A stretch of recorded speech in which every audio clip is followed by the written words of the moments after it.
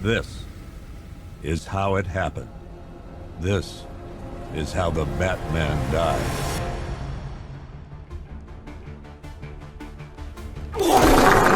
The Suicide Squad game sucks.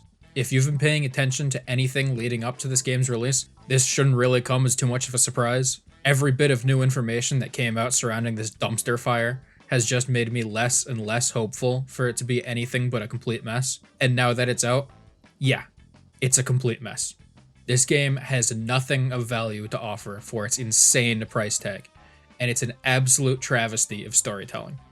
It's hard to imagine the developers that brought us the Arkham games would go on to deliver this abysmal slop.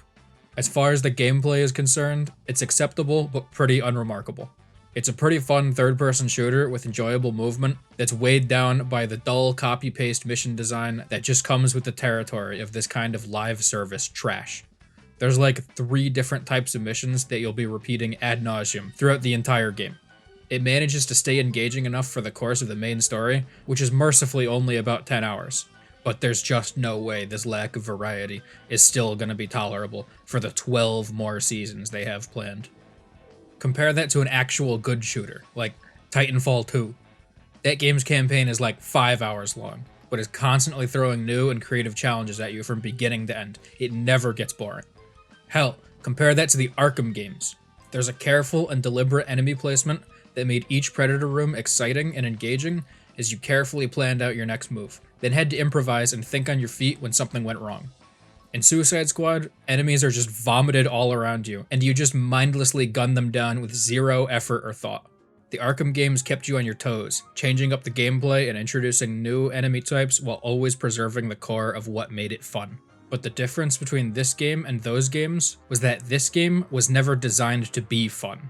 It was designed to siphon money from you through battle passes and outrageously overpriced cosmetics, while drip feeding you just enough dopamine to keep you hooked, since that's what live service games do. Like a casino, they flash a bunch of lights and sounds at you to overwhelm you in hopes that you don't notice that you've just been fucking robbed. Speaking of flashing lights, this game is a visual eyesore. And I'm not talking about Harley Quinn. Some of the particle and screen effects are so obnoxious and overwhelming that they put Overwatch to shame. It's a visual clusterfuck, certainly not helped by the fact that the borders that show up when you're at low health or shield take up nearly half the goddamn screen. And even when that's not the case, you can always count on the insanely bloated UI to take up another third of the screen. Seriously, what is going on here? What is the point of all this shit? Is this a shooter or fucking World of Warcraft? The only thing it's missing is the fingerless glove meter. This game, despite being fully playable single player, requires a constant online connection. That is unacceptable, plain and simple. There's just no defending it. I played the entire game by myself. I shouldn't need to be connected to a server. Not everyone has a solid internet connection, and you shouldn't need one to play a game that should be fully functional offline. To add insult to injury, they also slapped de nouveau on the PC version, which always tanks performance on every game that uses it. Even though this game already has always online DRM. The game's already unpiratable, what good will de nouveau do? So now you've got 2 layers of DRM massively impeding the performance of your game. I understand these are all anti-piracy measures, but when your anti-piracy measures are so blatantly anti-consumer, then no sane person is going to want to buy it, let alone pirate it. The end result of all of this is a game that looks and runs notably worse than its predecessor that came out 9 years ago. Look at how far we have fallen. Well, what about the boss fights? Surely those will be good, right? After all, this is the company that brought us the Mr. Freeze boss in Arkham City. I was really looking forward to the Batman fight and how that would play out. And I'm pleased to say they knocked the Batman boss fight out of the park. It's exactly what I was hoping for. An inverse of the Arkham Predator rooms, where Batman is stalking you and hunting you down. Rocksteady puts the player in the same position as the average goon from Arkham Asylum, constantly paranoid about where he is and what traps he's laying for you. It's a really terrific fight that, just kidding, you don't do any of that. You shoot a giant Batman until he dies. Thank you, Rocksteady. Very cool. In their defense, they almost kind of do something like that about an hour into the game. That's what you're seeing there. But it happens so early on and it's so obviously scripted for you to lose that there's just no tension at all. Batman just knocks everyone out and the game moves on like nothing ever happened. Why did he knock them out instead of just killing them? Is he stupid? Unfortunately, the other bosses don't fare much better. Flash runs around and throws tornadoes at you. Green Lantern spawns a bunch of bombs everywhere. And Superman flies around and spams a bunch of shitty AoE attacks. None of them are interesting at all. And you just kill them all by shooting them a lot. You'd expect special attention to be given to the Justice League fights in a game called Kill the Justice League, right? No. Well, maybe the Brainiac fight will be really good. I mean, surely they'd make sure that the final boss fight is solid and the game ends on a high note. It's Flash again. It's the Flash again. He just turns into the Flash and it's the exact same boss fight. That's the final boss. $100. Look, I can understand reusing your shitty boss fights for the awful live service battle pass seasons that they insist on having, but to end the game with a copy-paste clone of an earlier boss is just embarrassing. Save that shit for the other 12 alternate universe Brainiacs, but at least give us one original Brainiac fight to end the game on. All that's pretty damning, but what really takes Suicide Squad from a bad game to an irredeemable insult to everything that came before it is the writing. The first two Arkham games were helmed by Paul Dini, co-creator of Batman the Animated Series and the wider DC animated universe. The dude is arguably one of the best writers to ever contribute to DC's legacy. Rocksteady opted not to bring back Dini for Arkham Knight because they're stupid, instead using their own in-house writers, and I think that game's story definitely suffered for it. Arkham Knight was a fine game, but I always felt the writing lacked the impact of Arkham Asylum and Arkham City and left a lot to be desired. Suicide Squad's writing was in part outsourced to a company called Sweet Baby Inc. If you've ever wondered why practically every modern video game feels like it's written by the same couple soy-guzzling millennials, that's because they are. Sweet Baby's job is to come in and sanitize everything about a game to promote sensitivity and appease shareholders, ensuring it ends up as the most soulless slop it could possibly be. And that's what Suicide Squad is. Soulless slop. Sweet Baby was directly involved in writing the dialogue for this game, which is honest to God some of the worst I've ever heard in my life. In my home, father would never I'm your daddy now, Shark. That goes for all of you. I'm your daddy. These characters never shut the fuck up. Every second these cretins were talking, I could feel my blood pressure rising. None of these characters are funny. None of these jokes land, and the game is constantly interrupting itself to hit you with another zinger only a lobotomite could possibly find amusing. Every single cutscene was a test of my patience, having to put up with these troglodytes and their endless yapping. Captain Boomerang and Harley are absolutely insufferable.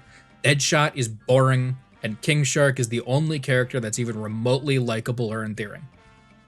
I do actually like King Shark in this game. He's the only one whose jokes ever landed, and it helps that he's also far and away the most fun to play. I admittedly have a low tolerance for this kind of writing, where everyone is always trying to be silly and ironic, and they're always falling over themselves to deliver another zinger, so your mileage may vary. Basically what I'm trying to say is that if you're a moron, you might get a few chuckles out of this game. If you're a drooling fucking idiot, you might clap your hands and feet together while Harley does something goofy and quirky. But grating, annoying jokes are far from the only problem here. The level of absolute disrespect shown to the Justice League is just wild, all for cheap laughs that are never actually funny. Flash's corpse gets pissed on, Green Lantern's corpse gets stripped naked, Batman gets put down like a dog by Harley Quinn, and Superman gets nothing. He just dies and that's it. He's just completely forgotten about. Naturally, Wonder Woman is the only one to get a dramatic, heroic death because she's a strong, independent woman and a girl boss. Yes, queen, slay. Frankly, I couldn't give less of a shit about the rest of the league since we've never seen these bozos before. I don't care if fucking Rick Flag takes off his pants and gives Aquaman a Cleveland steamer. I have no connection to these iterations of any of these characters, but what they did to Batman is just rotten. This is the same Batman we all played as in the Arkham games. This is the Batman that many of us grew up with. This is maybe the definitive portrayal of Batman, and the late Kevin Conroy's final performance. Over 30 years of being the voice of Batman, and this is the send-off he gets. This is the reverence this character is given. They had the audacity to play a somber piano cover of the Arkham theme, right after Batman gets his brains blown out on a park bench. And you know why they did it. For the headlines, for attention. Breaking news. Your favorite Batman dies like a bitch. They know this kind of shit sends nerds into a frothing rage, and fuck me, it worked. I'm sitting here crying about it right now. Now, why am I so mad that the Justice League dies in a game called Suicide Squad: Kill the Justice League? I'm not. I'm not mad that they died. I'm mad at how they died. They died in the most humiliating, degrading, and pathetic ways possible, all for a live service game so that Warner Media can line their pockets. Everything about this is hollow and cynical, and the worst part, probably the absolute worst part of this game, is how there's no gravity or weight to the story at any point. Nobody seems to care or take anything at all seriously. All the characters are constantly making these cute little comments while the actual fucking apocalypse is unfolding all around them. They could have told a really dour, gut-wrenching story of the few still alive on Earth, left with no choice but to kill the world's greatest heroes after they've all been corrupted by Brainiac, with each hero having a tragic and upsetting death. It would have been controversial, but it could have worked in the right hands. Hell, maybe that was the original plan, until the corporate stooges got involved. But no, instead everyone's just joking around, laughing around, while this absolutely apocalyptic nightmare scenario is unfolding all around them constantly. This is the literal worst case scenario imaginable, and these fucking idiots are joking around and quipping like they're Joss Whedon on estrogen pills. I don't even know what that means. That's the problem with this kind of millennial writing. They're terrified of writing anything sincere, so they have to undercut everything with a shitty joke so they can give you a wink and a nudge. Oh, we're not taking this seriously, so you shouldn't either. Fuck you. It's a complete cop-out because these people know they can't write for shit. So instead of trying to say anything meaningful, they preemptively turn it all into a farce to save face. It's so much easier to make a mockery of it all instead of actually having to try to tell a compelling story. So they sabotage their own work out of fear of failure before it even gets off the ground, since they know they're soulless fucking golems that could never create true art. Oh, I'm getting a little heated here. Gotta settle down. This game just feels so ambitionless, cynical, and most of all, spiteful. Rocksteady is actively spitting on everything that came before it, tearing down their entire legacy they built up with the Arkham games, and severing any and all goodwill with their fans. Why they've decided to deliberately antagonize their core audience is beyond me, but the Arkham universe deserved better. The Justice League deserved better. Batman deserved better.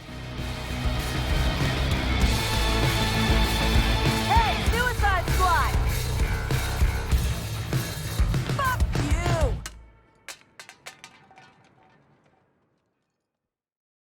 But the joke's on them, since I refunded the deluxe edition before the game officially came out, and I got my $100 back. I didn't pay shit for this game. Fuck you, Rocksteady. Suck my balls.